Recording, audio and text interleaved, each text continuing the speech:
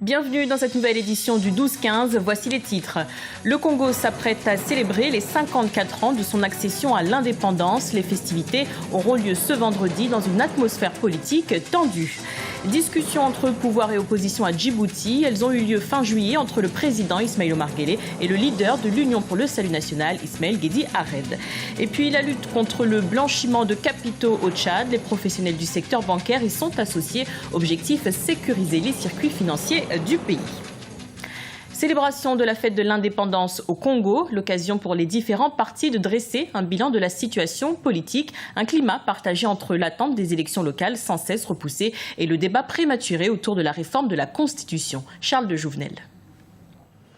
15 août 1960, 15 août 2014. Il y a 54 ans, le Congo accédait à l'indépendance sous la houlette du père Fulbert Youlou.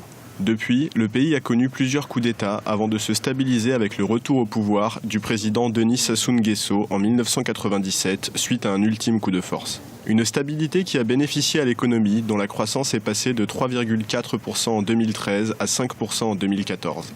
Mais avec la prochaine élection présidentielle prévue en 2016, le débat semble se cristalliser sur la modification de la loi fondamentale. L'opposition, réunie au sein de l'UPADS, multiplie les manifestations à cet effet. L'UPADS s'oppose à la révision ou au changement de la Constitution parce que rien aujourd'hui ne justifie, surtout le changement de la Constitution. Rien ne le justifie.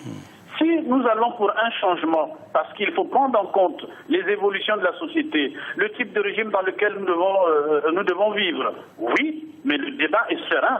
Mais si le débat c'est pour que le président de la République, qui est à la fin de son second et dernier mandat, et ça nous disons, si c'est pour cette raison, on ne doit pas changer de constitution. Pour sa part, la majorité présidentielle, dirigée par le Parti congolais des travailleurs, le PCT, se défend d'envisager dès à présent une quelconque retouche de la Constitution. Pour certains observateurs, cette question est un peu prématurée. Il y a cette distraction qui consiste justement à mettre en avant la question de la révision constitutionnelle en rapport avec le mandat présidentiel qui occupe tous les esprits au lieu de se préoccuper justement de ce qui est essentiel, c'est-à-dire ces élections départementales, ces élections locales. Lors de la précédente élection, en 2009, tous les candidats s'étaient, quoique pour des raisons très diverses, prononcés pour une modification de la Constitution en vigueur qui, entre autres dispositions, interdit au président sortant de briguer un troisième mandat. Reste à connaître l'avis du président Denis Sassou Nguesso, qui pour l'instant ne s'est pas prononcé sur cette question. Preuve que, 54 ans après son accession à l'indépendance, le Congo cherche encore à affermir les bases de sa démocratie. En Côte d'Ivoire, 3e congrès des jeunes du parti présidentiel. 2000 participants sont attendus à cette rencontre prévue le 20 septembre prochain à Treichville. À l'ordre du jour, l'élection du président du parti. Le dépôt des dossiers de candidature aura lieu du 20 au 25 août. Il sera suivi d'une campagne de 15 jours à partir du 4 septembre. Vers la reprise du dialogue politique à Djibouti, il était bloqué depuis les législatives de février 2013. Fin juillet, le parti au pouvoir et des opposants ont notamment évoqué la réforme de la commission électorale. Florencia Samporé. Après 17 mois de crise politique post-électorale, le gouvernement djiboutien et l'opposition sont en passe de reprendre le dialogue politique. Des rencontres entre le président djiboutien Ismaël Omar Guelleh et le président de l'Union pour le Salut National Ismaël Guédi Arred ont eu lieu en juillet dernier, redonnant ainsi l'espoir à l'ensemble du paysage politique de Djibouti à une entente cordiale. Ce dialogue a repris, néanmoins, avec toutes les peines que nous avons rencontrées, parce que seulement nous sommes devant une opposition qui est elle-même très largement divisée. Parce qu'il y a beaucoup de groupuscules au sein de cette opposition. Il n'y a que quelques partis qui sont reconnus sur les 7 qu'ils citent. Ce qui fait qu'ils n'arrivent pas à s'entendre sur les points sur lesquels il faut s'accorder avec le gouvernement. Depuis les élections législatives controversées en 2013, l'histoire politique de Djibouti est émaillée d'arrestations d'opposants qui contestent le régime actuel. Selon Reporters sans frontières, Mohamed Ibrahim Ouess, reporter à la Voix de Djibouti, a été arrêté vendredi à Balbala Ayablé, banlieue de la capitale djiboutienne, fait contesté par la majorité présidentielle. Il n'y a pas des journalistes qui sont arbitrairement arrêtés. Si Reporters sans frontières dit que M. Ibrahim est un journaliste, donc on aimerait bien savoir comment il est et pour qui. Je pense que cette information disant qu'un journaliste a été arrêté est une information qui n'est non seulement pas fondée, mais qui est fausse aussi. En dépit de ces conflits, l'opposition espère que le dialogue pourra reprendre de manière effective d'ici fin août. Les tentatives de reprise de discussion avaient eu lieu en août 2013, mais avaient rapidement tourné court. Et pour évoquer la situation politique à Djibouti, nous recevons sur ce plateau Kamil Abdul-Kader, le Premier ministre djiboutien. Soyez le bienvenu. Alors, pouvons-nous parler d'un timide espoir ou d'une réelle reprise du dialogue? Parce que les discussions étaient plusieurs fois avortées à Djibouti. Pour nous, il n'y a pas de dialogue timide. Nous l'avons fait dès que les résultats des élections ont été publiés. Nous avons demandé à l'opposition de travailler avec nous, avec la majorité, pour l'intérêt suprême de la nation. Nous avons continué, malgré cela, nous avons continué encore à leur proposer une plateforme politique dans laquelle on pourrait s'entendre au bénéfice de nos populations. Là encore, c'est un accord cadre que la majorité propose à l'opposition sur lequel nous pourrions travailler si effectivement cet accord cadre les agrée. Quelles sont les attentes de chacune des parties? C'est que l'opposition, chaque fois qu'on leur propose quelque chose, ils essayent de modifier. Nous sommes prêts à discuter toutes les modifications nécessaires. Mais simplement, il ne faut pas que, disons, ça altère la souveraineté du pays, ça altère la souveraineté nationale et surtout la défense nationale.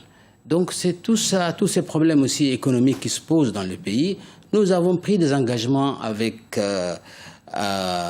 le monde entier, avec l'étranger. Nous ne voulons pas que ce travail soit, tout le travail que nous avons fait pour le progrès, soit mis en exergue par soit plutôt vu d'un œil négatif de la part de l'opposition. Justement, il y a des discussions qui ont eu lieu fin juillet entre pouvoir et opposition à Djibouti. Quels sont les points qui ont été évoqués? Ça, c'était simplement, c'était pas un dialogue politique, c'était une rencontre entre le président djiboutien et un des leaders de l'opposition, M. Ismail Guedi Hared, qui est venu à l'occasion d'un mariage chez le président, mais ce n'était pas un dialogue qui a débuté. Par contre, la majorité, bien avant ça, avait proposé un cadre politique pour que l'opposition puisse intégrer l'Assemblée nationale et travailler de concert avec la majorité. Et qu'en est-il justement? Est-ce que l'opposition souhaite y prendre part?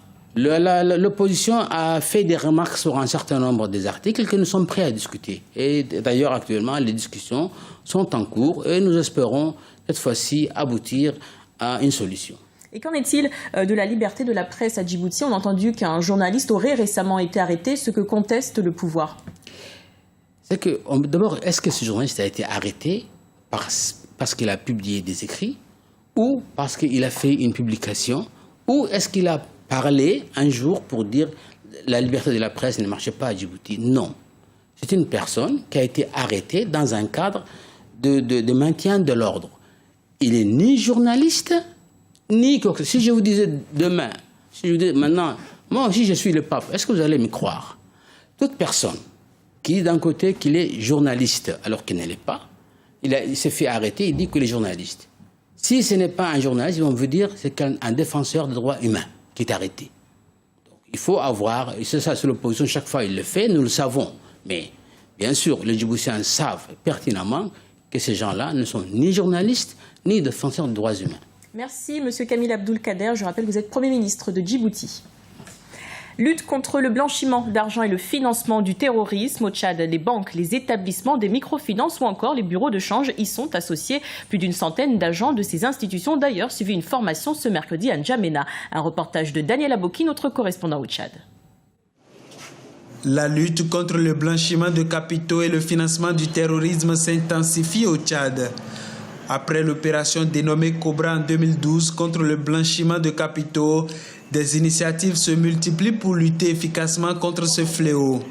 Mercredi, plus d'une centaine d'agents venus des différentes institutions financières du pays ont bénéficié d'une formation sur leurs obligations afin de faire face à ce fléau. Objectif, parvenir à mieux sécuriser les circuits financiers du pays. Nous savons que la lutte contre le blanchiment des capitaux et le financement du terrorisme fait partie de l'activité des banques. Donc les banques doivent prendre à bras le corps cette lutte-là pour réduire au minimum cette activité, parce que nous savons qu'il y a beaucoup de fausses monnaies, il y a beaucoup de l'argent sale, comme on le dit dans le jargon, qui traîne dans la ville, et il faut limiter au maximum cette activité-là. Désormais, ces agents seront en étroite collaboration avec l'Agence nationale d'investigation financière. Ils devront fournir à cette dernière toutes les informations de soupçons sur des opérations, des sommes ou tout autre bien qui pourrait provenir d'un crime ou d'un délit. Ça va nous permettre de modifier aussi nos procédures et de l'adapter aussi aux nouveaux textes de loi, notamment celui de 2012, l'arrêté de 2012 qui vient d'être donc édicté au Tchad.